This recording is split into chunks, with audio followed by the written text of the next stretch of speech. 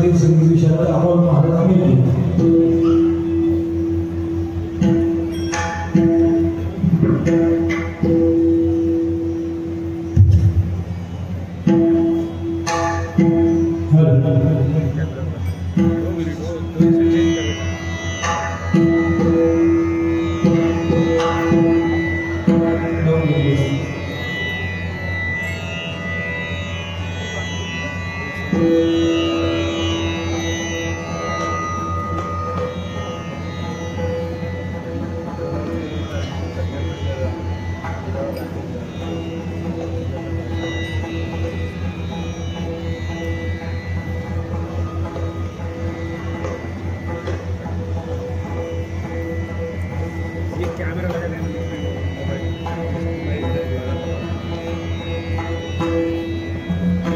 देखो लगा ना मेरे को बोला करा ऐसा, मैं बिना हिलाए करता था।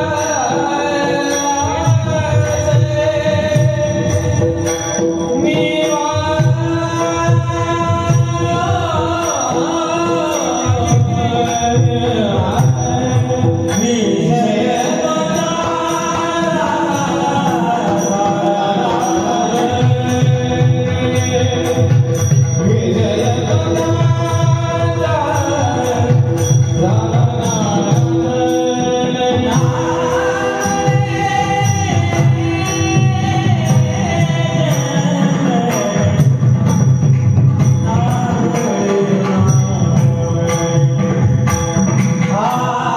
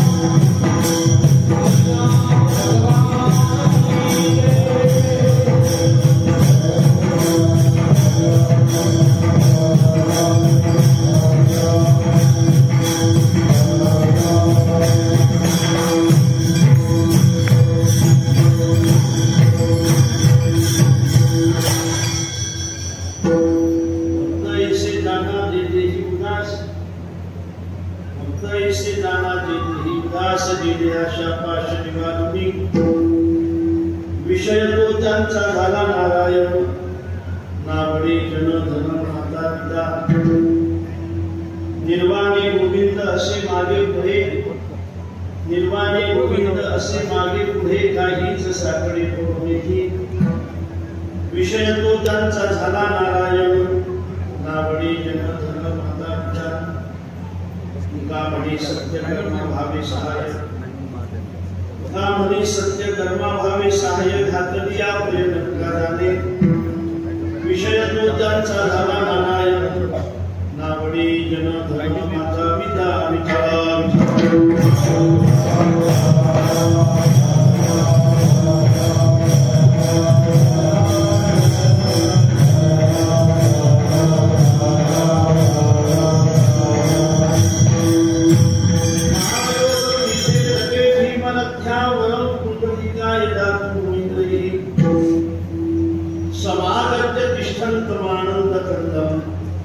ब्रह्मलिंगम भजे पांडुरंगम, पांडुरंगा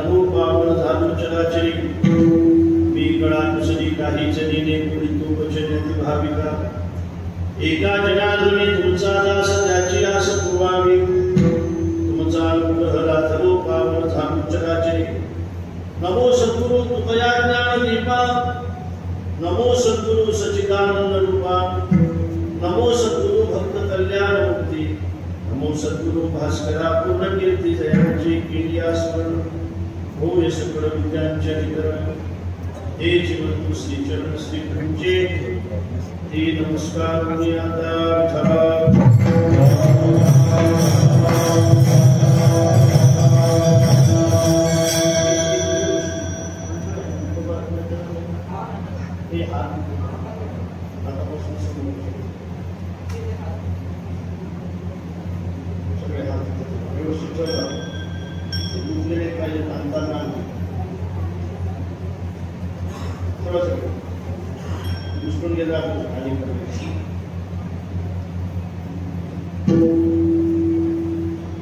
भक्त ऐसे जाना देते ही उदास, देले आशा पाश निभावली, विषय तो त्यांचा झाला नारायण, नावडी जन धन माता पिता.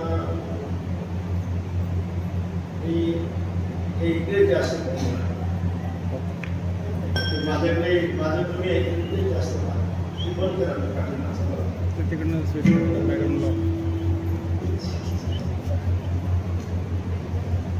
आपल्याला दिसत नाही एवढं दिसतच आता आम्ही आता सकाळ अजूनही लोकांना चित्र जास्त आवडतं, मी ओरिजिनल आहे तुमच्या पुढे नाही का.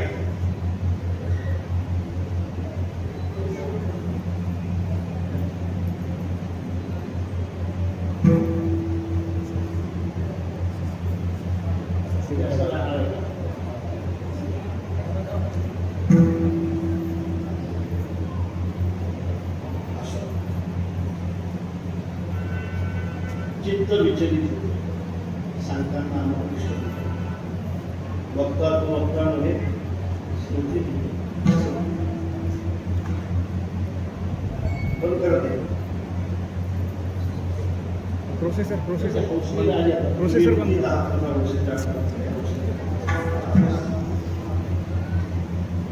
आज या ठिकाणी भक्ती परायण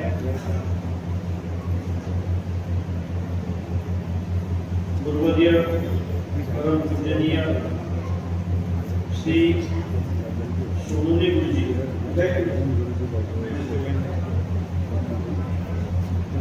इथे या ना गुरुजी, इथे या गुरुजी, इथे या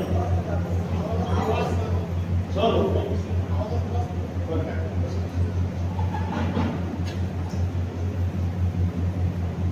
दोघांना एक तास होते का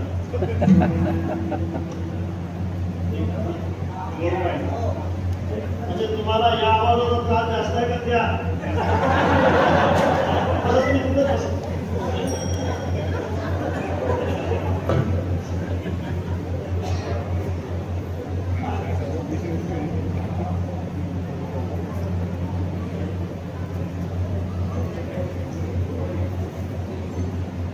नाही कोणत्या आवाजाचा त्रास जास्त आहे म्हटलं तिकडे जवळच बसलेले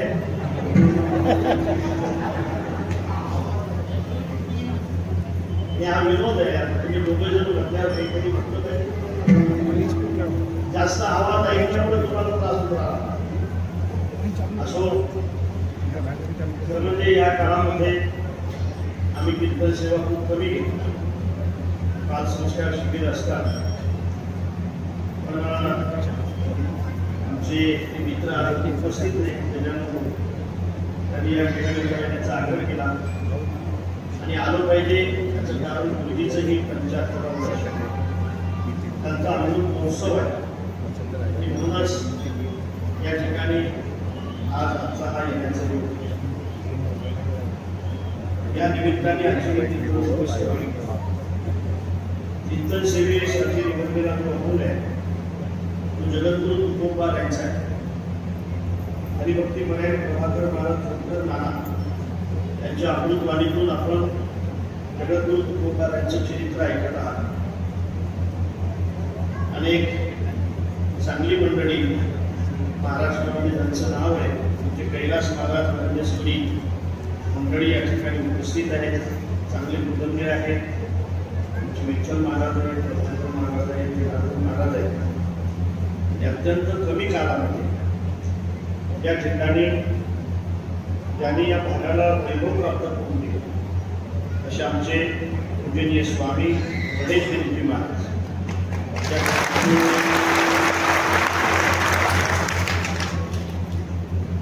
गुरुजींचा हा अमृत महोत्सव. अमृत महोत्सवाच्या निमित्ताने आमची ही कीर्तनरूपी सेवा आहे. आपण अत्यंत जाणकार श्रोते आहात सगळे. चिंतन सेवेसाठी निवडलेला अभंग जगद्गुरु तुकोबा यांचा. तुकोबा या अभंगातून भक्ताची लक्षणं सांगतात. विठ्ठल विठ्ठल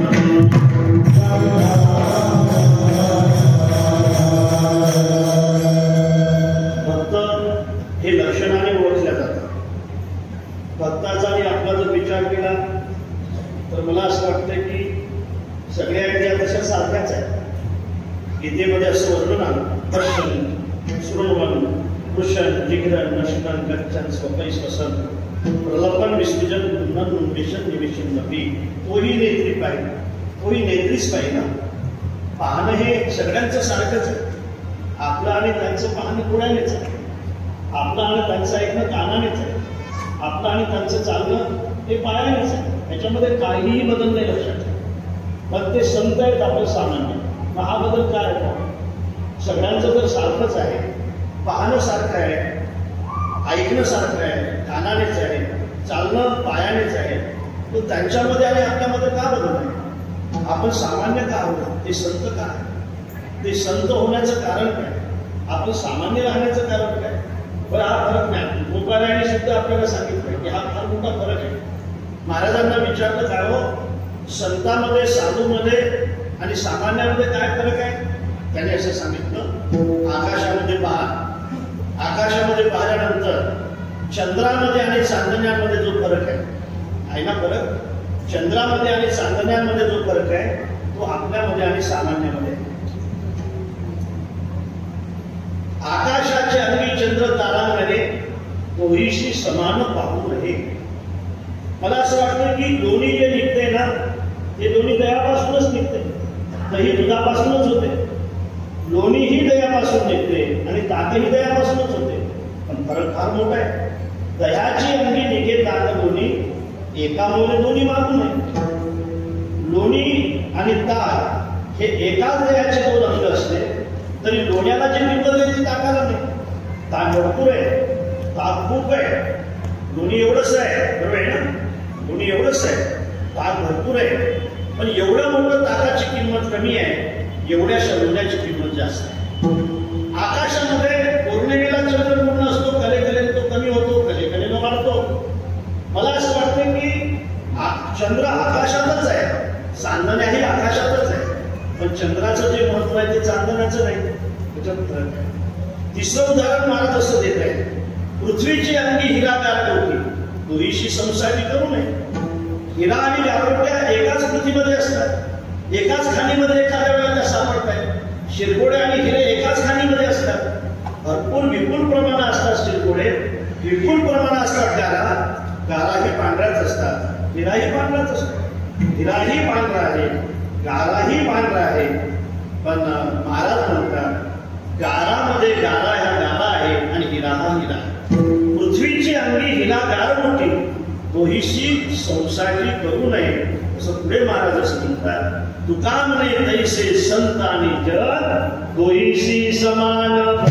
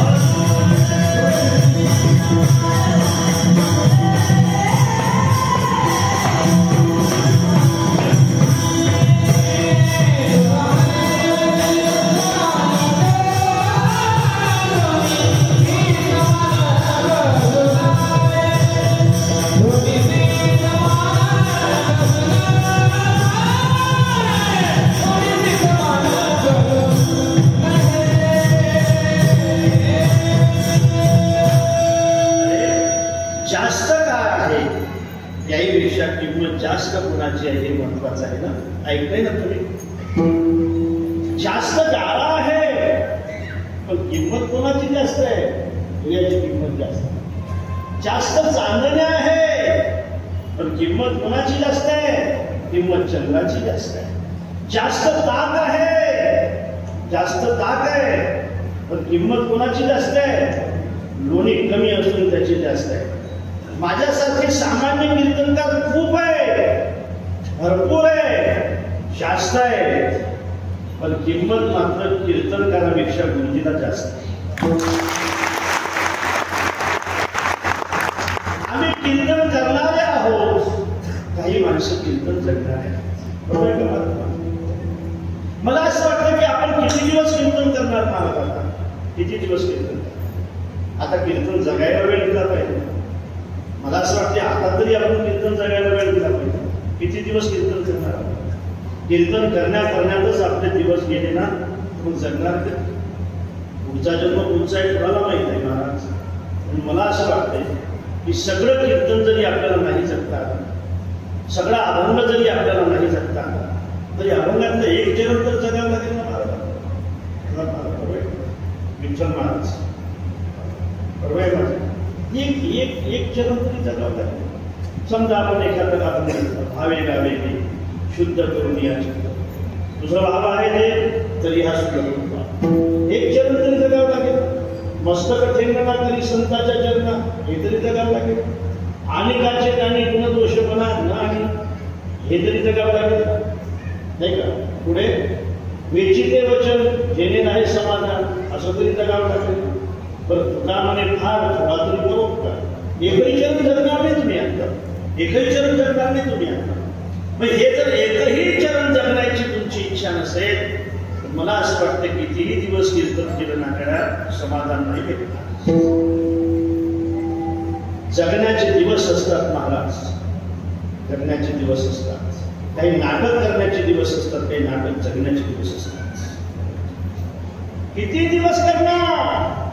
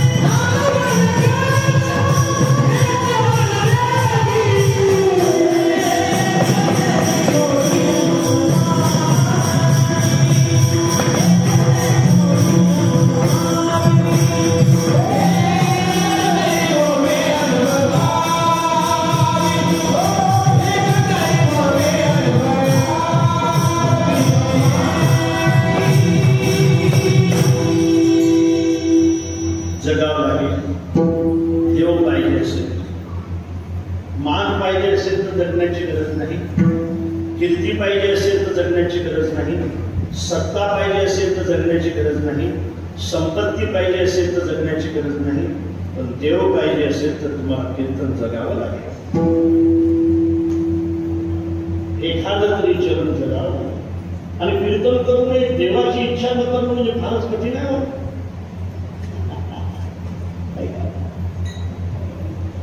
म्हणजे वृत्तीचा विषय तुम्ही कीर्तन ठेवता आणि आश्रय वेगळा ठेवता. वृत्तीचा विषय कीर्तन मानताय तुम्ही, वृत्तीचा विषय आपला भजन आहे आणि आश्रय जर वेगळा असेल तर मला असं वाटते आश्रय जरी लोकांना समजत नसला तरी आपलं मन सांगत असते आपला विषय परमार्थ आहे. आश्रय प्रपंच आहे ना, हे बहुत जोडते कीर्ती जयाचे भजनी. मी खरं सांगतो, एखाद्या वेळेला विषय बिघडला तरी चालेल, आश्रय नाही बिघडला पाहिजे.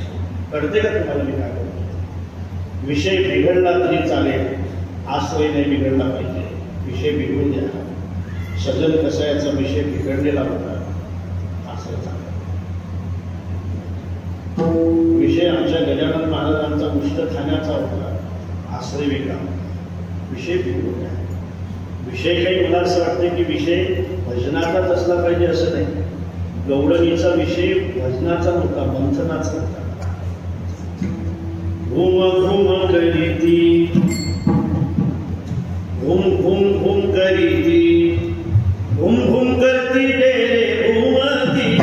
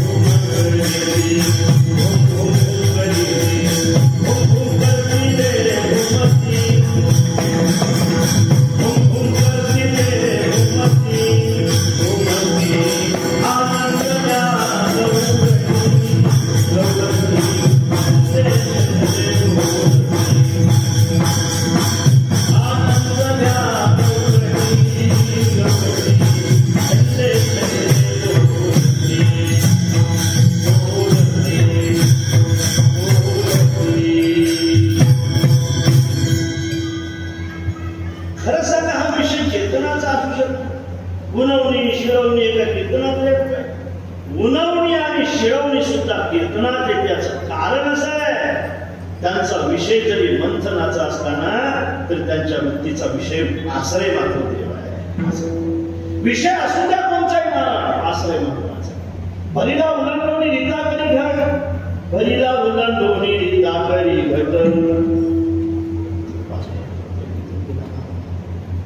मिश पाणी ह्याचे गोविंदाची चट, चाले झडझडा ओसंडोनी वाट, पाहे पालतोनी उभा तोची नीट हो, चाळा लागलेला रूपरूपी नाते. ऐका, विषय बिघडू द्या, आश्रय नाही बिघडला पाहिजे. विषय बिघडू द्या, विषय तुमच्या लक्षात येते का पहिलं काय बोलतो? विषय बिघडू, विषय तुमच्या लक्षात येते. विषय असू द्या, भाकरी थापायचा असला तरी चालेल, आश्रय देव असला पाहिजे. विषय खुरपण करायचा असला तरी चालेल, आश्रय जर देव असेल ना, एक दिवस देवाकडे देवाला तुमच्या मळ्यात यावं लागेल. लक्षात ठेवा, तुमचं लग्नच आहे. आणि म्हणून बऱ्याचदा सत्ता हा विषय वेगळा आहे, संपत्ती हा विषय वेगळा आहे, साधुत्व हा विषय वेगळा आहे. एखाद्या माणसाजवळ सत्ता असेल तर तो त्याचा परिचय आहे, त्याला स्वतंत्र परिचय नाही मिळाला, सत्ता हाच त्याचा परिचय आहे. त्याला डोकं नसलं तरी चालेल, सत्ता हा परिचय. मंत्री आहेत बाबा, ही माणसं आहेत, डोक्याचं काय काम आहे? नसलं तरी सत्ता आहे, नसलं तरी सत्ता आहे. सत्ता हाच त्यांचा परिचय आहे, दुसरं त्यांचं काय लक्षण आहे महाराज? सत्ता हाच हेच त्याचं लक्षण आहे. सत्ताधीश, सत्ता हाच त्यांचा परिचय आहे. श्रीमंत लोकांचा डोक्यामध्ये बटाटे असले तरी श्रीमंती हाच परिचय आहे. साधूचा परिचय तसा नाही. साधूचा परिचय म्हणजे लक्षणाने होत असतो. लक्षण हा त्यांचा परिचय. पाहतात म्हणजे साधू नाही, ऐकतात म्हणजे संत नाही, सांगतात म्हणजे संत नाही. ते काय ऐकतात त्याच्यावर त्यांचं संतत्व आहे. चला, लक्षणाने त्याचा विचार होतो. आता लक्षण हा विषय निघाल्यानंतर महाराज आपल्याला थोडंसं पाहावं लागेल, लक्षण कशाला. ऐका तुम्ही शुद्ध सुद्धा. अतिव्याप्ती, अव्याप्ती, असंभव, दूषणत्रय रहित, असाधारण धर्म लक्षण. लक्षण कशाला म्हणतात? जो ज्याचा असाधारण धर्म असेल ते त्याचं लक्षण आहे. नाही प्रतिज्ञा मात्रेन वस्तू सिद्धी, किंतु लक्षण प्रमाणार्थाम. वस्तूची सिद्धी व्हावी असं वाटत असेल तर मला असं वाटते की त्याच्या अगोदर लक्षण समजून घेणं महत्वाचे असतं. वस्तूचं नाव जरी नसलं, थोडं आवडते, वस्तूचं नाव जरी नसलं तरी वस्तूचे लक्षण जरी तुमच्या समोर आले तर ती वस्तू तुमच्या समोर उभी राहण्याशिवाय राहत नाही. लक्षण आले तर मी अनुभवाने सांगतो.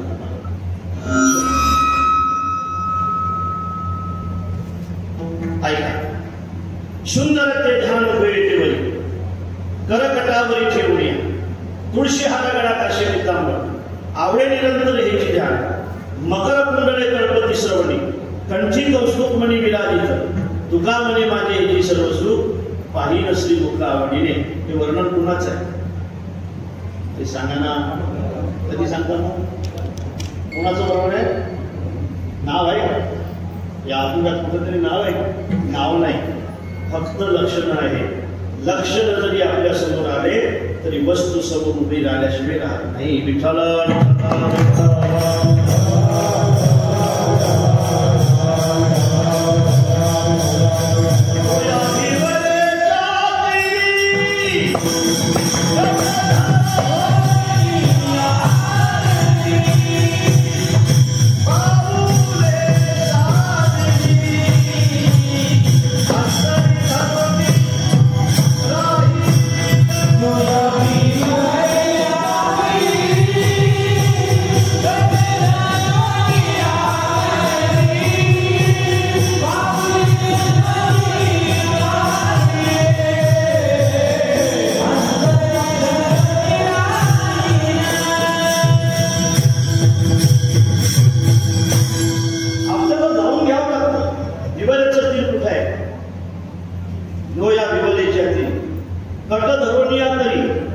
कथेवर हात देऊन उभा तुमचा देव आहे.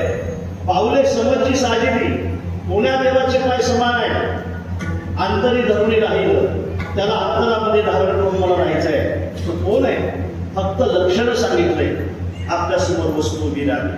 तुमच्या लक्षात येते का मी काय म्हणतो? लक्षण आहे, तुम्हाला कळावं असं सांगतो. काय झालं? मुलगा आला, आई स्वयंपाकघरात स्वयंपाक करत होती. मुलगा आईजवळ गेला, आईला म्हटलं, मा आपल्या दारासमोर एक माणूस आला. मग कसा आहे रे तो? म्हटले, मा गुडघ्यापर्यंत धोतर नेसलेला आहे, आणखी त्याने फार मोठा झबला घातलेला आहे, आणखी त्याने अस्तमस्त उपकरण बांधलेलं आहे, आणखी त्याच्या एका हातामध्ये टाळ आहे. ऐका बरं का, तुम्हाला उत्तर द्यायचं आहे. एका हातामध्ये टाळ आहे, असं एकाच हातात आहे, दुसऱ्या हातात चिपड्या आहे, त्याच्या डोक्यावर मोर पिसाचा टोप आहे. कुणाचे लक्षण आहे? कळलं ना तुम्हाला? वासुदेवाचे लक्षण. वासुदेव सांगितलं का मी तुम्हाला? फक्त लक्षण सांगितले. तुमच्या लक्षात आलं का नाही? हा वासुदेव. मा आपल्या निभाखाली आहे ना, एक माणूस आला, मा लय गर्दी आहे मा पोरांची तिथं. काय करतोय तो? मा त्याच्याजवळ एक असं टोपलं आहे मा, आणि त्याच्यात साप आहे मा. अच्छा, डंबू आहे मा त्याच्याजवळ, आणि 50 रुपयाची नोट दिली ना मा, 50-50च्या 1000 नोटा काढून देतो मा तो. लक्षात आलं? कोण आहे? कोण आहे? गाडवे. आलं ना? लक्षण सांगितले, वस्तू तुमच्या समोर उभी राहिली. मा एक माणूस आहे मा, हो, खाली पैजामा आहे मा, त्याला वर मस्त झबला घातलेला आहे, लग्नात मोठं इतकी चांगली टोपी आहे मा त्याच्या डोक्यावर, चष्मा आहे मा त्यांना आहे, हातामध्ये काठी आहे मा, आणि बाहेर लय रुबाब आहे मा, पण घरात बाहेर पुढे काहीच चालत नाही मा त्याचं. असं कोण आहे?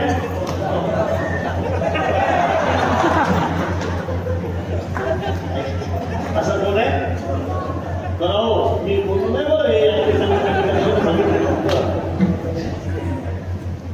नाही प्रतिज्ञा मात्रेन वस्तू सिद्धी, किंतु लक्षण प्रमाणाभ्याम. आणि म्हणून लक्षण महत्वाचं आहे साधनानो. लक्षण कशाला म्हणतात? ते अतिव्याप्त नसावं, ते अव्याप्त नसावं, त्याचा असंभव नसावा. सांगतो का? आता माझे जोडदार आहेत, मला यांच्याशी दोघांशी बोलायचं आहे. मला तुमच्याशी 5 मिनिट स्वतंत्र चर्चा करायची आहे. करू का? करू तुम्हाला? मला तुमच्याशी बोलायचं आहे. सश्याच्या शिंगाबद्दल बोलायचं आहे. बोलू का? बोलू ना? सश्याच्या शिंगाबद्दल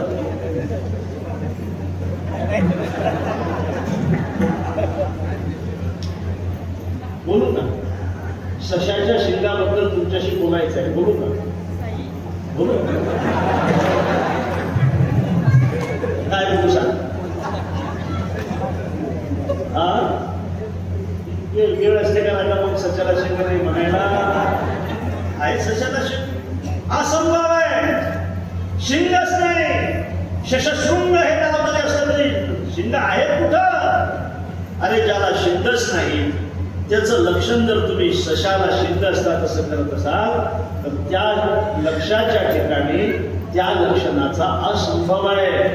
असंभव लक्षण असतं.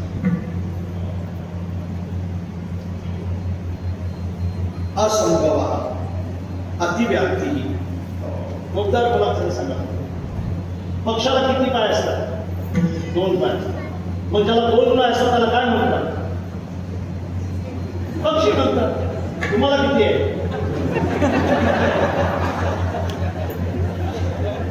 मी तुम्हाला साध्या भाषेमध्ये सांगतो, याला म्हणतात अतिव्याप्ती. जे लक्षापासून दुसरीकडे नेते त्याला अतिव्याप्ती म्हणतात. जसे स्वगत भेद, सजाती भेद आणि विजातीय भेद वृक्षाच्या ठिकाणी आपल्याला सांगता येतो ना, तसं हे अतिव्याप्ती, अव्याप्ती, असंभवा हे दूषणत्रय रहितो. काळीतली गाय असं जर तुम्ही म्हणत असाल, असं काहीतरी म्हणतो, काही बोलण्यासाठी पहिलाच मला सांगा त्याला कसं पाहिजे.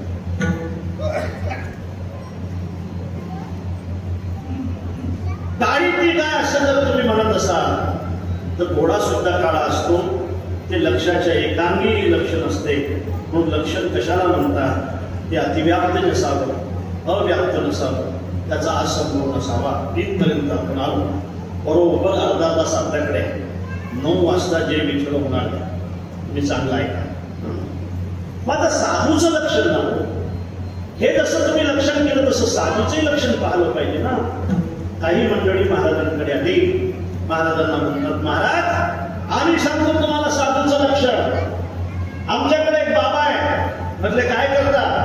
आमचे बाबा आहेत ना बिळात राहतात, बिळा. आमचे बाबा बिळात राहतात. महाराज म्हणतात गड्या बिळात राहत असतील आणि लक्षणामध्ये जर बसत असतील ना तर मी त्याला भक्त म्हणेन. तर लक्षणामध्ये जर बसत नसतील आणि ते जर बिळात राहत असतील तर तुझ्या बाबाला जर मी भक्त म्हटलं तर मला उंदराला सुद्धा भक्त म्हणावं लागेल. काय उद्दीर्ण झाले? बाबा आमच्या बाबाला तुम्ही भक्त म्हणा, त्यांचं वर्णन करा. तुम्ही भक्ताचं वर्णन करतातच ना, आमच्या बाबाचं करा. काय करतात तुझे बाबा? आमचे बाबा सगळे आम्हाला लाख लावतात. लक्षणामध्ये बसत असेल ना गड्या तुम्ही तुझ्या बाबालाही भक्त म्हणेल. पण लाख लावतात म्हणून जर मला त्यांना भक्त म्हणायला लावत असेल ना मला गाढवाला सुद्धा भक्त म्हणायला. बाबा आमचे बाबा काय करतात तुम्हाला माहित आहे? आमचे बाबा आहेत ना पाण्यातच राहतात, पाण्यातच राहतात. पाण्याच्या बाहेर निघतच नाही, पाण्याच्या बाहेर निघत नाही. लक्षणामध्ये बसत असेल तर हरकत नाही कडे. पण जर मी तुझ्या बाबाला पाण्यात राहतात म्हणून जर भक्त म्हटलं ना तर काय तुका म्हणे सुसर जेवी कावडी काम नाही. मला त्या सुसराला म्हणजे मकराला सुद्धा भक्त म्हणा. माझे बाबा ध्यान करतायत भक्त म्हणा. महाराज म्हणतात ध्यान तर वेगळे करतात काय, पण त्यांचं ध्यान वेगळं असते, ते माशासाठी असते. पण त्यांना भक्त म्हणावं. महाराज तुम्ही यांना भक्त म्हणणार? अरे नाही म्हणणार. तुम्ही काय देव आणि माझं बरं वाईट केलं तरी चालेल पण मी कोणालाही भक्त म्हणणार नाही. दर्शी तरी देवा तरी माझे तुझे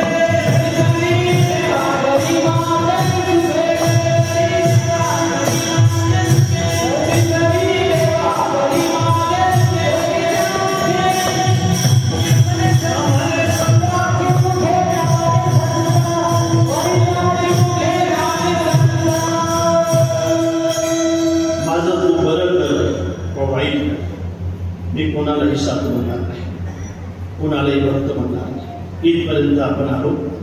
आता पुढचा विचार असा आहे की महाराज तुम्ही कोणाला भक्त म्हणणार सांगा. याला तुम्ही भक्त म्हणत नाही, याला तुम्ही भक्त म्हणत नाही, ध्यान करणाऱ्याला भक्त म्हणत नाही, पाण्यात राहणाऱ्याला भक्त म्हणत नाही, तुम्ही बिळामध्ये राहणाऱ्याला भक्त म्हणत नाही. तुम्ही भक्त म्हणता कोणाला हे तर सांगा. तुमची भक्ताचं लक्षण काय हे तर सांगा. भक्ताचं लक्षण विचारल्यानंतर कैलास महाराज सांगतायत अभंगाच्या पुढचं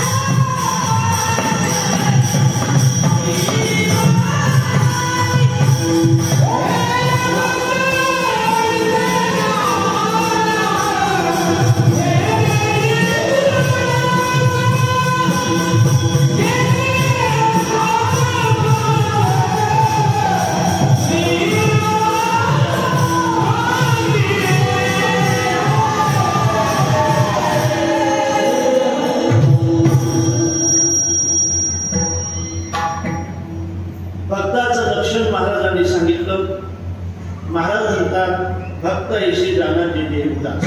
ऐकताय? अर्थात जे देहावर उदास असतात त्याला काय म्हणतात? भक्त म्हणतात. बरोबर आहे ना? जे जे देहावर उदास असतात त्यांना काय म्हणतात? तुम्ही काहीच कसं बोलत नाही बाबा, एवढं सांगितलं ना ते तुमच्या पुढे बोलत जा ना, बोलत जा, एकदम लक्षात आलं पाहिजे. सांगा तुमचा सांगा. जे भक्त ऐशी जाना जे देह उदास, म्हणजे जे जे देहावर उदास असतात त्यांना काय म्हणतात? भक्त म्हणतात.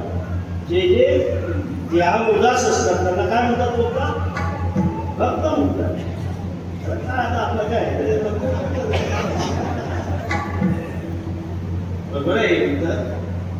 जे जे देहावर उदास असतात ते भक्त असतात. भक्त देहावर असतात.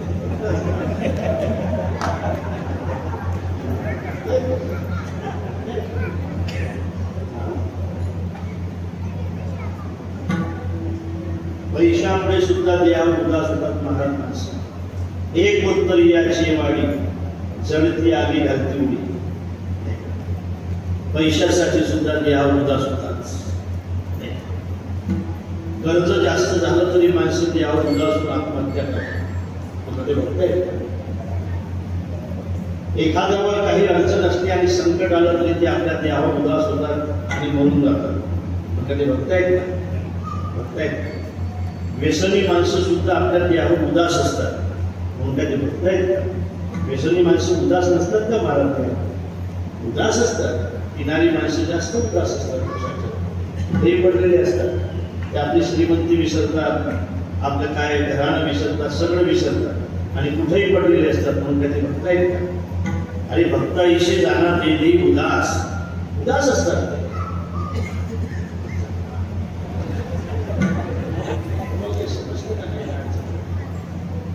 खूप झाले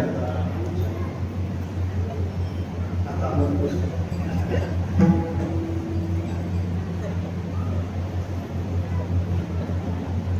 देहावर उदास असतात ते भक्त असतात असं जर तुम्ही म्हणत असाल, व्यसनी माणसाला सुद्धा भक्त म्हणावं लागेल.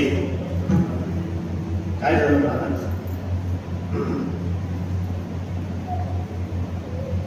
पिणारा माणूस होता आणि पिऊन घरी आला. बरं का? पिऊन घरी आला. आल्यानंतर म्हटलं आपल्या सौभाग्यवतीला आपण जर मुख्यमंत्री झालो तर महाराष्ट्र बदलून झाले. दृष्टांत सारखाच असतो. मुख्यमंत्री झालं सगळं महाराष्ट्र आणि पंतप्रधान झालं सगळा देश.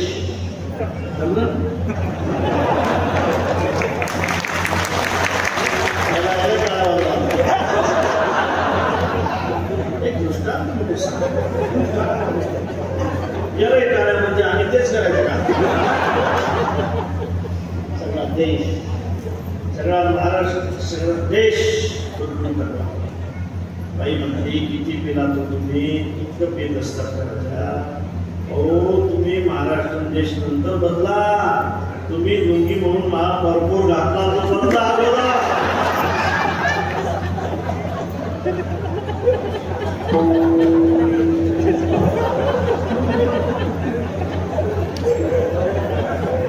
असं घडलं होतं ना ती चौदा.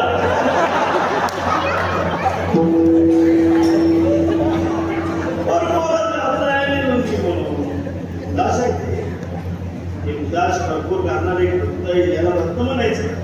भक्त म्हणायचं. पालखी ठरली. पालखी ठरल्यावर ठरलं की आज बकरत्व आणायचं. बकरत्व आणायचं. बकरं आणायचं म्हणजे आज पालखी आहे.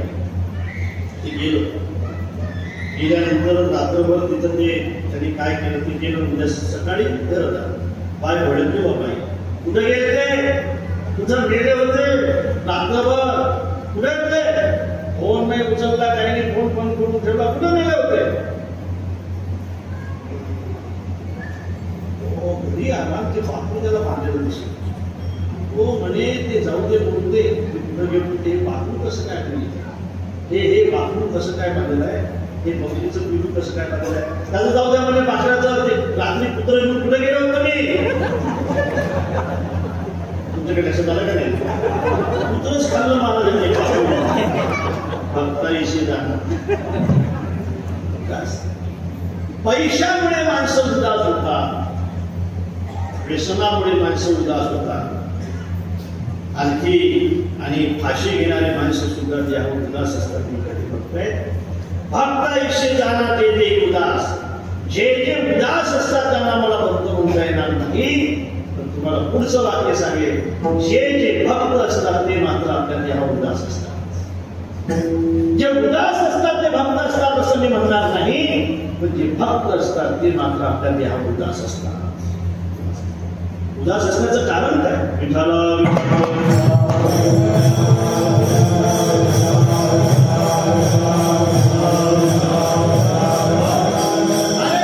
या देहाची शुश्रूषा आम्ही एवढी करतो, या देहासाठीच आम्ही जगत असतो, या देहासाठीच आम्ही सगळे कष्ट करतो, या देहाने चांगलं दिसावं यासाठी आम्ही प्रयत्न करतो, या देहासाठीच आम्ही चांगलं घर बांधतो, या देहासाठीच आम्ही घरामध्ये एसी बसवतो, या देहासाठीच आम्ही गाड्या बदलतो. हे सगळं जर या देहासाठी असेल तर महाराज तुम्ही देहा उदास होता कशासाठी? कशासाठी उदास होत आहे? देहावर कुठं उदास असायचं असते का महाराज? अरे सगळं देहासाठी जर चालू असेल तर तुम्ही उदास होताय का? उदास असण्याचं कारण काय महाराज? उदास असण्याचं एक कारण पंचदशीमध्ये सांगितले. वैराग्य होते ना, ज्या वेळेला एखाद्या वस्तूच्या ठिकाणचा दोष आपल्या लक्षात येतो त्यावेळेला त्या वस्तूबद्दल वैराग्य होत असतं. वैराग्य होण्याचं कारण काय? एखादी वस्तू आपल्याला समजणे की याचा दोष आहे, नंतर मात्र माणूस ती वस्तूपासून दूर निघून जातो. आमचे एक आजोबा होते, त्यांनी तेल कधी खाल्लंच नाही महाराज. ते फोडणी घ्यायची असेल तर तुपाचीच, आणि वरून टाकायचं असेल तर तुपच घ्यायची. आता तेल करून खात बाबा अरे म्हणजे काय तेल खात. पहिले गाणे होते तेल असं याच्यात बदलेलं होतं हौदा, मग हौदा बदल काय आले मामूजीच होते त्याच्यावर सगळे मरेल मामूजी काय तेल खात. तेलाच्या ठिकाणचा दोष त्यांना समजला, त्यांनी आपल्या जीवनामध्ये तेल खाणं सोडून दिलं. जोपर्यंत एखाद्या वस्तूच्या ठिकाणचा दोष आपल्याला समजत नाही तोपर्यंत त्या वस्तूबद्दल आपल्याला वैराग्य होत नाही. त्यांना दोष काय दोष आहे माझा त्याच्यामध्ये? अनेक दोष आहे.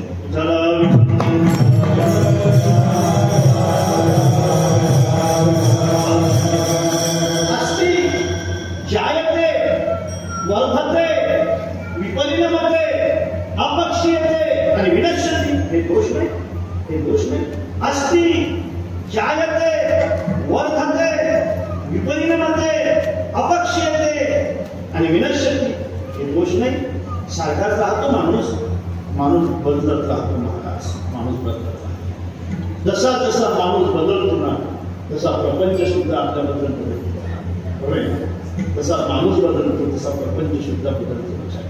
नक्की बदलतो. उदाहरण दे, उदाहरण दे. सुद्धा तुम्ही लहान होते ना, किती वर्षाचे होते तुम्ही लहान असताना?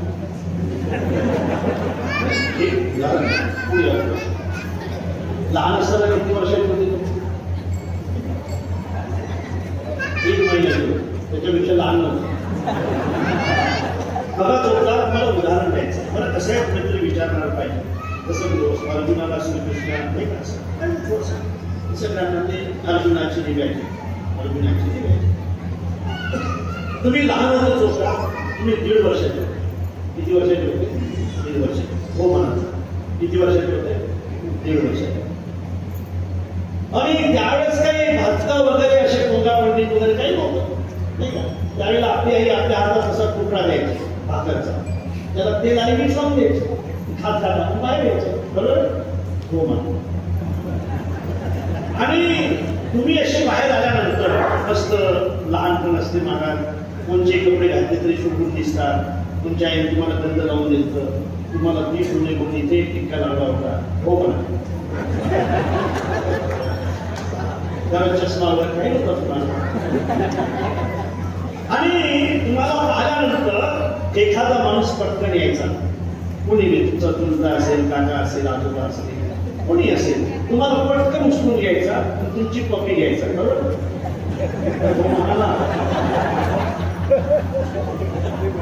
हे 1.5 वर्षाचं असताना तुम्ही हे अनुभव घेत होते. आता जर तुम्ही गल्लीने निघाले तर असं काही अनुभव येतो असं तुम्हाला असं उचलून घेते का? पण जो वरी चढला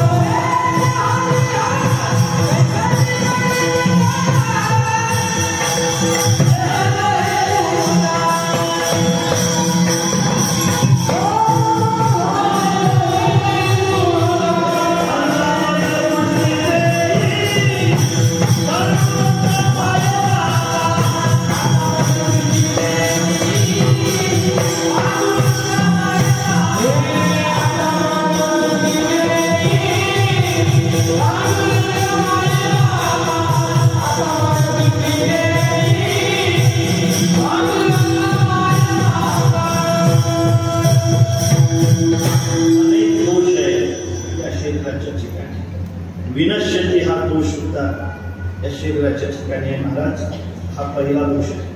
अनेक दोष सांगता येतील. दुसरा असा दोष आहे की याच्यावर उदास असण्याचं कारण असं आहे की हा आपला नाही, हा आपला नाही असं वाटते, आपला आहे असं वाटते. हात वर करा, आपला हा देव तुमचा आहे म्हणायची ताकद आहे तुमची. महाराज काय ताकद? हा देव माझा आहे म्हणायची ताकद आहे तुमची, माझी तर नाही. हा देव तुमचा आहे म्हणायची ताकद यासाठी नाही, दात गेले ना आपलं कुठे देव हे काळाचे कोण देव कोणाचा आहे मानत तुम्हाला? हा देह आपला असं म्हणायची ताकद आहे तुमची. हा देह आपला देव जर आपला असता तर डोळे गेले नसते, कान गेले नसते, पाय गेले नसते, गुडघे दुखले नसते. हा देह आपला नाही, हा आपल्याला घोषणा दिलेला आहे. देह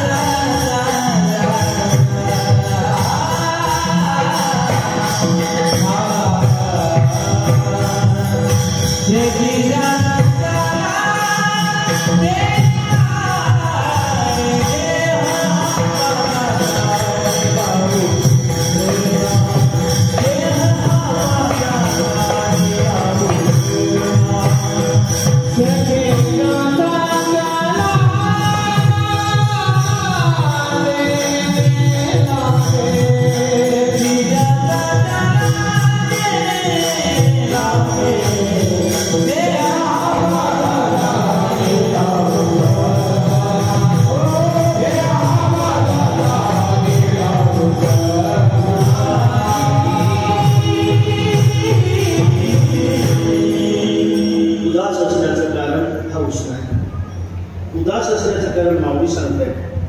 तुम्ही जर रस्त्याने निघाला, वारीमध्ये निघाला, उन्हाळ्याचे दिवस असतात, सावलीची अपेक्षा असते, एखाद्या ठिकाणी ठेपा आला, आपण वळायचा झाडे निंबाच्या घरातून जातो, तिथं थांबतो. मला असं वाटतं तिथून उठून जाताना काही पूजा करून जातो का त्याच्या? तो आम्हाला सांगितली की बाबा काय नाही, उठून जातो. वृक्षाची सावली वाटे जाता विनली आणि घरावरी तेथुरी असतात. वृक्षाबद्दल त्या सावलीमध्ये बसल्यानंतर त्या सावलीबद्दल आपण जसे उदास असतो ना, तसे हे साधू सुद्धा आपल्या घराबद्दल उदासच असतात. ती जशी सावली आहे, ती सावली आपल्याला 1-2 तासाने सोडायची आहे. ही सावली 5-50 वर्षांनी सोडायची. तिचा काळ कमी आहे, तिचा काळ जास्त आहे. ती सावलीच आहे, ही सावलीच आहे. त्या सावलीवर जसा तो प्रवासी माणूस उदास असतो, तसं या घरावर सुद्धा साधू उदास असतात. ऐका पुढचा ऐका. अगा जायाचे तैसे देणे, अंगावरी आज वाहणे, तैसे देह धरणी उदास राहायचे. एखाद्या वेळेला अलंकार नसते, पूर्वीचा काळ होता. आताही अलंकार उसने दिल्या जातात. लग्नापुरतं काही लोक अंगठ्या घालतात, उसने मागत होते. पूर्वी तर कपडे सुद्धा दुसऱ्याचे होते म्हणून. सासरवाईला जायचं असलं की याचा पैजा, त्याचं शर्ट पाहुणे पाहायला आले तरी दुसऱ्याचं शर्ट घालत होतं. एकच सांग शर्ट गावात असायचं, तिथे मग तुझं सांगतो मी मला पाहुणे चप्पा आहे, त्यांचे मला नापसंत करते म्हणून पाऊस आला. अलंकार घेतले, दुसरे अलंकार अंगावर घातले. सगळ्या महिला कौतुक करत होता, बाई किती अलंकार, बाई कुठून आणली आहे न, कुठून आणली आहे पोर, हे सगळं आणलं, किती बाई सुंदर, लाख रुपये थोडा असून सुद्धा इतकं तुझ्या अंगावर आहे, काय भाग्य आहे बाई तुझं. हे दुसरे जरी म्हणत असले तर त्या बाईला माहीत आहे माझं नाही. हे जशी त्याच्याबद्दल उदास आहे, हे माझं नाही. उखिता तैसा बिडारी पैसा असे. उद्धार खरं सांग.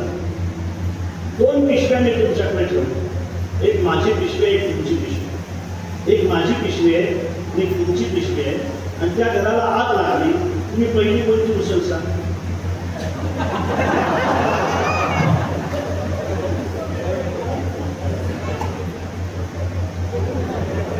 बरोबर आहे? पहिली कोणती उचल सांग तुम्ही? माझ्या पिशवीबद्दल जसे तुम्ही उदास आहे, कारण तुम्हाला माहिती आहे माझी नाही, तसे संत सुद्धा या देहाबद्दल उदास आहे. त्यांना माहित आहे ही पिशवी माझी नाही, म्हणून ते उदास आहे. 1500 रुपये महिन्याचा आहे ना,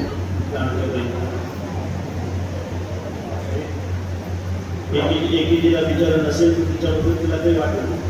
पण आपला जर नसेल तर भांडाशिवाय राहत. एकीला विचारलं 1500 रुपये महिना भेटते महाराजांना, आणि बघा 500 रुपयाला एक माणूस ठेवला, आम्ही पाणी घासायला 500 रुपये महिना त्याला देतो. आम्ही 500 रुपये महिना वापरतो. भेटला होतो आम्हाला गोशाळेला माणूस भेटत नाही. भेटला म्हणजे घरचा होता तो घेऊन गेला 500 रुपये महिना.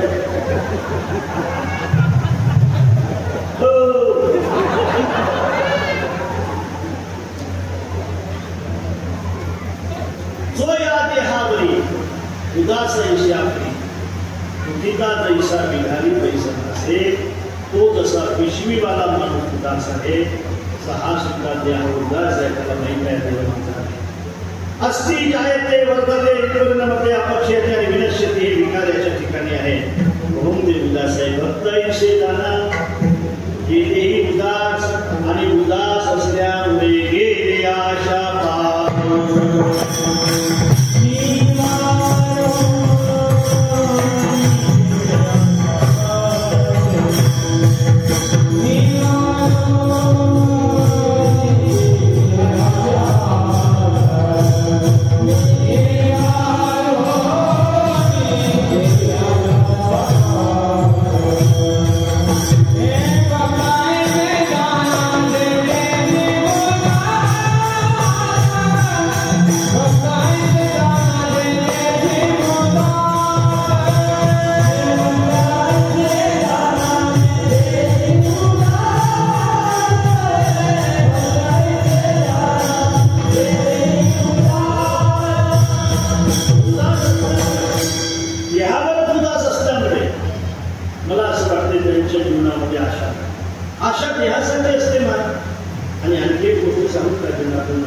विषय असला तर आशा ना, विषयच आशा तुम्ही येते ना. एखादा विषय समोर असल्यामुळे माणसाला त्याची आसक्ती वाटते, त्याची आशा वाटते. प्रापंचिक विषय त्यांच्या समोरच नाही तर आशा असेल. 2 आशा आहेत. एक आशा अशी आहे की ती पाशात्मक आशा आहे. खूप चांगलं एक पाशात्मक आशा आहे आणि एक मुक्तात्मक आशा आहे. एक आशा माणसाला मुक्त करते, एक आशा माणसाला पाशामध्ये अडकवते. मुक्तात्मक आशा त्यांच्या जीवनामध्ये आहे. कैनी उद्धार पावेने हे त्यांच्या जीवनातली आशा आहे. पण ही आशा नाही, त्यांचा विषय प्रापंचिक राहिला नाही. त्यांचा विषय तो त्यांचा रागा नारायण विषय असल्यामुळे नावडी जन धन माता पिता त्यांना कोणी आवडत नाही. न आवडण्याचं कारण असं आहे, त्यांना लक्षात आलं हा देहच जर माझा नसेल तर देहाच्या संबंधाने जे असतील ती माझी कशी असतील. हा देहच माझा नाही तर देहाच्या संबंधाने जे आहे ते माझे कसे काय असतील, ते माझे नाही. ते लक्षात आलं. नावडे जन धन. महाराजांना आपण असं विचारू की महाराज असू द्या मायबाप आवडत नाही ते कुणालाच आवडते का? मायबाप आवडतच नाही तुम्हाला आवडते जाऊ द्या, तुम्ही पारमार्थिक असल्यामुळे आम्हाला तसेच आवडतो. पण माता पिता आवडत नाही ते जाऊ द्या, पण जनधन तर पाहिजे ना महाराज. धन पाहिजे, पैसे पाहिजे, त्यांना असं गडबड पाहिजे. किती पाहिजे त्याचं माप नाही, पण गडबड पाहिजे. खादापणाची सोय पाहिजे थोडीशी. तुम्ही जनही नाही म्हणताय, धनही नाही म्हणता. आणि खरंच तुमच्या जीवनामध्ये एखादं संकट जर आलं, एखादं संकट जर तुमच्या जीवनामध्ये आलं तर लोक नाहीच पाहिजे. एखादं संकट जर निर्वाणीचं आलं तुमच्या पाठीमागं तर धन नाही पाहिजे. दवाखान्यात जायचं काम पडलं तर धन नाही पाहिजे. आणि उचलायचं काम पडलं तर जन नाही पाहिजे. उचलायसाठी तर जन लागेलच ना. तुम्ही म्हणताय जनही नको आणि धनही नको. महाराज एखादं संकट जर तुमच्या जीवनामध्ये आलं तर मग तुमच्या मागं पुढे कोण नाही. निर्वाणी गोविंद आसे मागे भोले, आसे मागे भोले. निर्वाणी गोविंद आसे मागे भोले, आसे मागे भोले.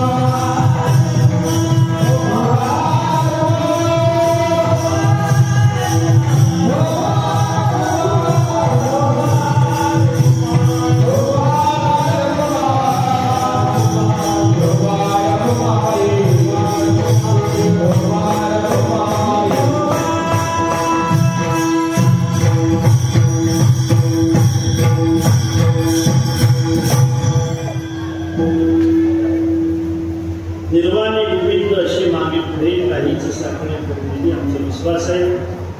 निर्वाणीचं एखादं संकट जर आलं तर आमच्या मागेपुढे कृपा राहणार नाही, एवढा विश्वास असतो हे फार महत्त्वाचा आहे. निर्वाणी गोविंद असे मागे पुढे काहीच साखरे करून नेली. मी असं म्हणेल की मरणाचं साखर असते ना, मरण हा विषय फार वाईट असतो. खरं सांगू, मागं पुढे जर गोविंद उभा असेल ना तर तो मरणाचं दुःख सुद्धा खूप वाटत नाही. गरिबीचं दुःख फार वाईट असतं. गरिबी वाईट नाही का? 5 माणसांपैकी जिवंत असून मेल्यासारखे 5 आहेत, त्यातला एक गरीब आहे. पण कितीही भक्त गरीब झाला तर तो जर मागं पुढे उभा असेल ना, त्याला गरिबीचं दुःख तुमचं वाटू देत राहू दे, तुला नको ते बघतो.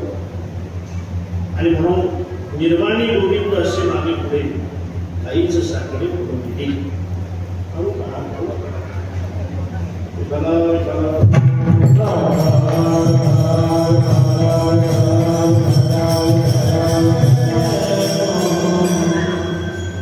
तर स्वामीजी मला असं वाटते की हा सत्ताचा जो खर्च आहे, अनेक जो खर्च आहेत ना ते आपण वाचवले. लग्नात जे खर्च वाचवले पाहिजे ते काही आम्हाला सांगता येणार नाही, पण आपण जरी सप्ताहातले हे अवाजवी खर्च आहे ते वाचवले पाहिजे. वाचवून काही ठेवलं नाही पाहिजे. मला असं वाटतं जे वाचवलेले खर्च आहे त्याचा काहीचा सहारा दिला पाहिजे.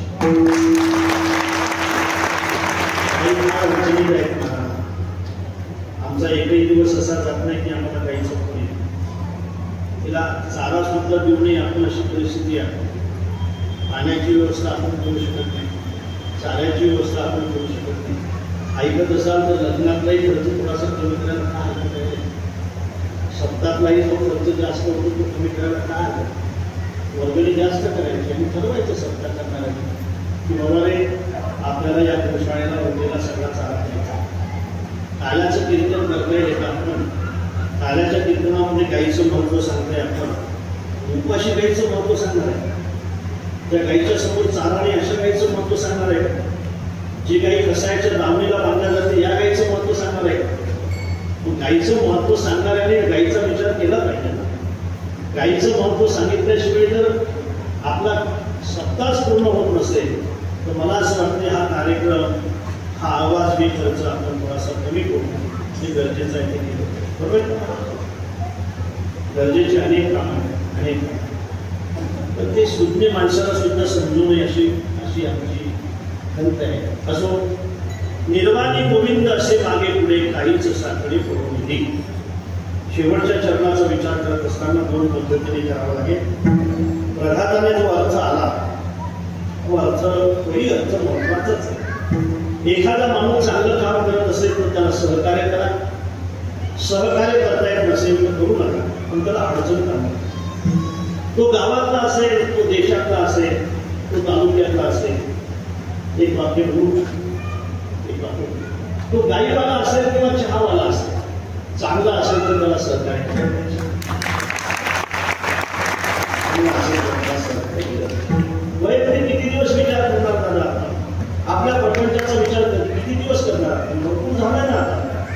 आपल्याला मावत नाही किती कपडे झाले आपल्या कपाटात. आपल्या घरात मावत नाही तर धान्य झालं आपल्या घरामध्ये. कोण उपाशी यार? कोण उपाशी?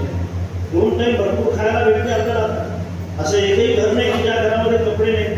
एक शर्ट 10 जण घालायचे. एवढं सगळंही तुम्हाला भेटल्यानंतरही जर तुम्ही तुमच्याच प्रपंचाचा विचार करत असाल तर मला अशा व्यक्तीला देशद्रोही म्हणावं लागेल. देशाचा विचार करावा लागेल. देशाचा विचार करावा लागेल. तुम्ही सत्ता आणि संपत्तीचा विचार करता आणि आपल्या घराचा विचार करता, तुम्ही देशाशी द्रोह करताय ना?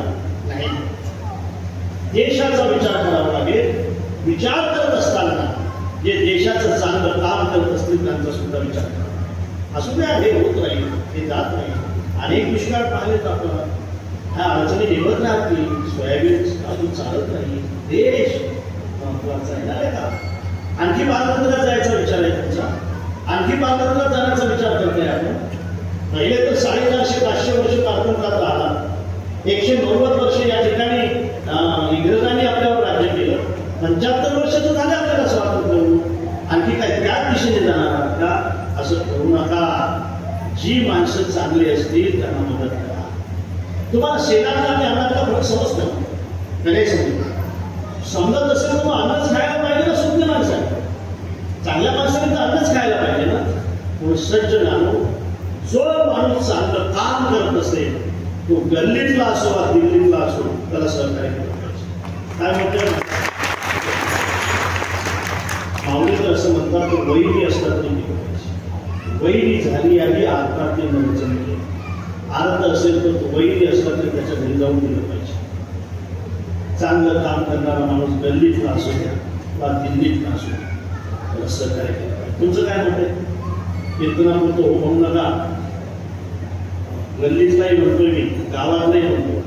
चांगलं काम करत असेल तर आपला विरोधक असू द्या त्याला सहकार्य करा. त्याला सहकार्य पण नाही जमत तुम्हाला सहकार्य अडचण तरी आणू नका.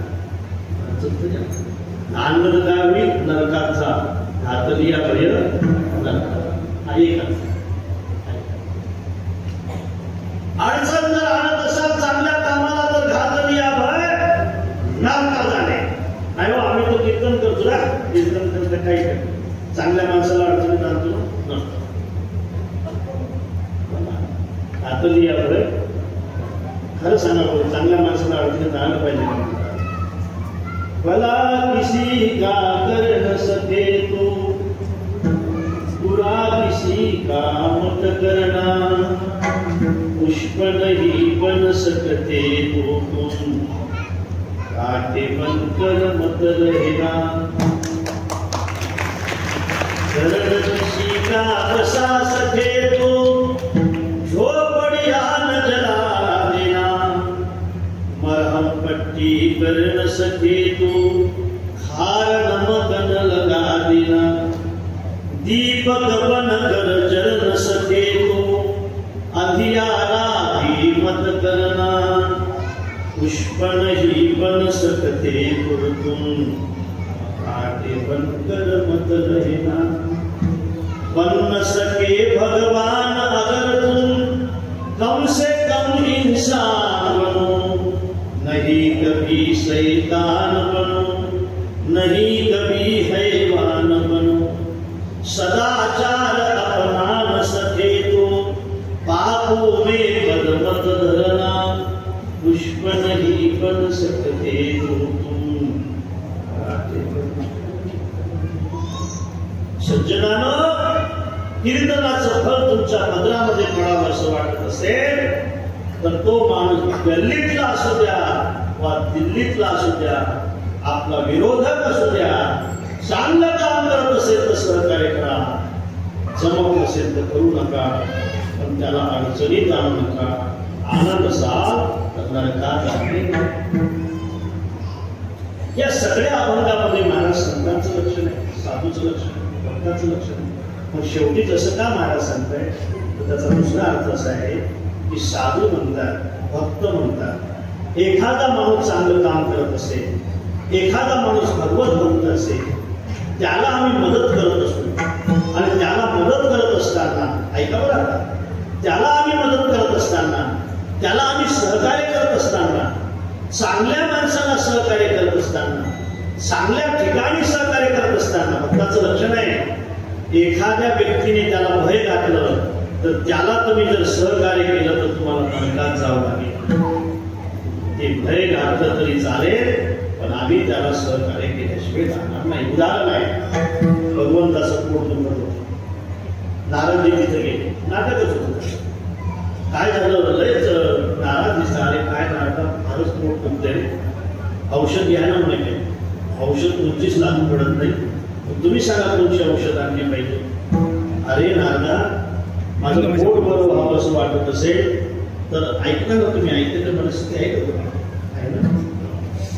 तर भक्ताच्या पायाची माती घेऊन येते, गोड घेऊन. भक्ताच्या पायाची गोड घेऊन येत ना. आपल्या देवाचं पोट दुखते, आपले मग तुमच्या पायाची माती पाहिजे, मी घेऊन जा. अरे घेऊन जा म्हणतो, काय का नरकात असेल ना. पायाची माती घेऊन त्याने जर खाली तू नरकात असेल, तू म्हणजे मग कशाला म्हणून द्या, काय करायचं. असं करता करता, दृष्टांत जास्त वेळ घेणार नाही मी, असं करता करता नारद गोकुळात गेला. नारदाला कोणीच पायाची माती केली नाही म्हणून गोकुळात गेले. गोकुळात गेल्यानंतर गवळणीने विचारलं, प्रभूची तब्येत बरी आहे ना? बरी आहे. प्रभूची तब्येत बरी आहे, चांगला आहे ना? त्याचं काही दुखत नाही ना? नारद म्हटले त्याच्यासाठीच तांदूळ. अरे काय झालं नारदा? खूप पोट दुखते त्याचं. तो आमच्या देवाचं पोट दुखते. म्हटलं हा, देवाचं पोट दुखते. अरे मग नारदजी त्याला काही औषध दिलं नाही का? त्या औषधासाठी चालतं. काय औषध आहे आमच्याकडे? तुमच्याकडे औषध आहे. तुमच्या पायाची माती जर तुम्ही दिली तर देवाचं पोट बरं होऊ शकते. एवढं लोकडं बांधलं मार घेऊन जाय. पायाची अशी घासली, खालची टेक दिली, घेऊन जाय. अरे घेऊन जा म्हणताय, पण त्याचं पोट बरं होईल. तुम्ही नरकात जाल ना. त्याचं पोट बरं होईल, तुम्ही नरकात जाल ना. गवळणी म्हणतात, नारदा आमच्या देवाचं पोट जर याने बरं होत असेल तर एक जन्म नाही, आम्ही 7 जन्म नरकात गेलो तरी चालेल, पण आमच्या देवाचं पोट बसलं पाहिजे.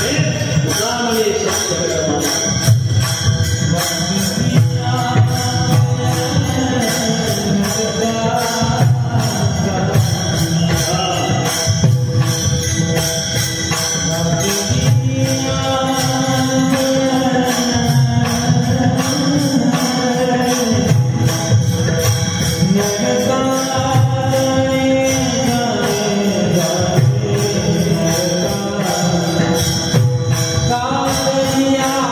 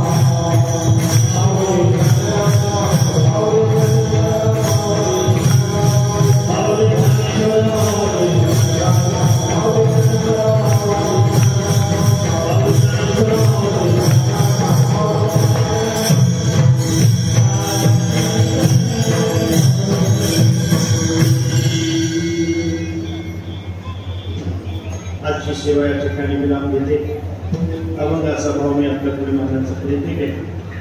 फार मोठ्या उत्साहाने हा उत्सव या ठिकाणी सुरू आहे. हरिभक्तीपरायण परमपूजनीय परमनामधारक वारकरी आमची सोनुनी गुरुजी, मला अनेकदा त्यांच्याबद्दल मी ऐकलं, त्यांच्या निष्ठेबद्दल ऐकलं. आज त्यांना 75 वर्ष पूर्ण होतात, म्हणून या ठिकाणी हा उत्सव आहे. 90 वर्ष पूर्ण होतील त्यावेळेला सुद्धा उत्सव आपल्याला साजरा करायचा आहे. शेवटीची शताब्दी का होऊ नये, अकल्प आयुष्य व्हावे तयापुढा माझी या सकळ हालच्या दासा. ज्यांच्या जीवनातून कृतीने संदेश मिळतात, ज्यांच्या जीवनातून कृतीने संदेश मिळतात ते जगलेच पाहिजे. आणि कृतीने संदेश देणारी माणसं समाजामध्ये असली पाहिजे. शब्दाचा संदेश लोकांच्या मनापर्यंत पोहोचत नसतो, तो मिळून जातो. शब्दाचा संदेश महत्वाचा नाही, कृतीचा संदेश महत्वाचा आहे. सोनुनी गुरुजी आपल्या जीवनामध्ये कृतीने आपल्या संप्रदायाचा संदेश आपल्या समोर ठेवतात. म्हणून त्यांना भरपूर आयुष्य भेटावं अशी प्रभूचरणी प्रार्थना करतो. स्वामीजी खूप कमी काळामध्ये या ठिकाणी हे वैभव आपल्याला प्राप्त करून देतात. मग असला पाहिजे. तर मला असं वाटतंय की स्वामीजीने फक्त मठच बांधलं असतं तर मी काही एवढं जास्त कौतुक केलं नसतं. पण मठाच्या बाजूने गोशाळा आहे, कसं असते बघा, बंद करते बंद करा.